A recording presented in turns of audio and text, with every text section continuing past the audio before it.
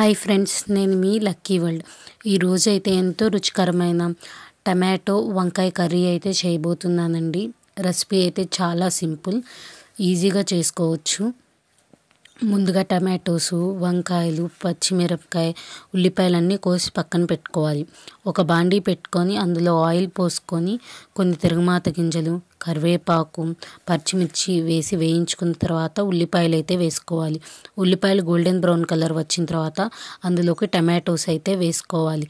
Tomatoes వేసుకున్నాక టమాటోస్లోంచి కొంచెం కొంచెం వాటర్ వస్తున్నప్పుడు మనం ముందుగా కోసి పక్కన పెట్టుకున్న వంకాయ ముక్కల్ని అయితే అందులో వేసుకోవాలి.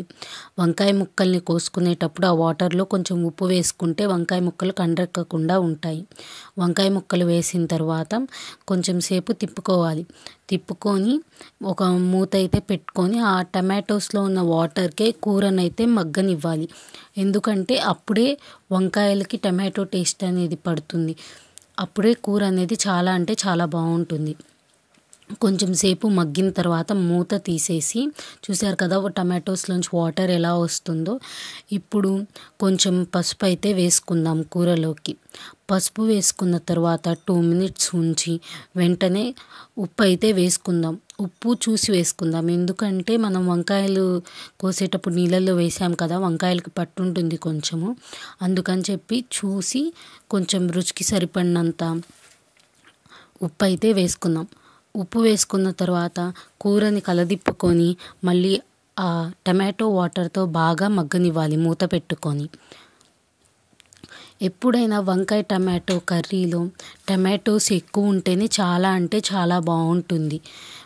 వంకాయ ముక్కలు తక్కువ ఉన్నా పర్లేదు. లో స్లిమ్లో పెట్టుకొని బాగా మగ్గనిచ్చిన తర్వాత చూశారు కదా ఎలా ఉందో, టమాటోస్లోంచి ఎంత వాటర్ వచ్చిందో. ఇప్పుడు ఇందులో అయితే కొంచెం కారం అయితే వేసుకుందాం. కారం వేసుకొని తిప్పేసుకుందాం. కారం కూడా మనం ఎంత తింటామో అంత వేసుకుంటే సరిపోతుంది. చూశారు కదా కారం వేసినాక కూర అయితే ఎంత రెడ్గా బాగా కనిపిస్తుందో. ఇంకా కారం వేసుకున్నాక ఒక 10 minutes ఉంచుకొని దించేసుకుంటే ఎంతో రుచికరమైన టమాటో కర్రీ రెడీ.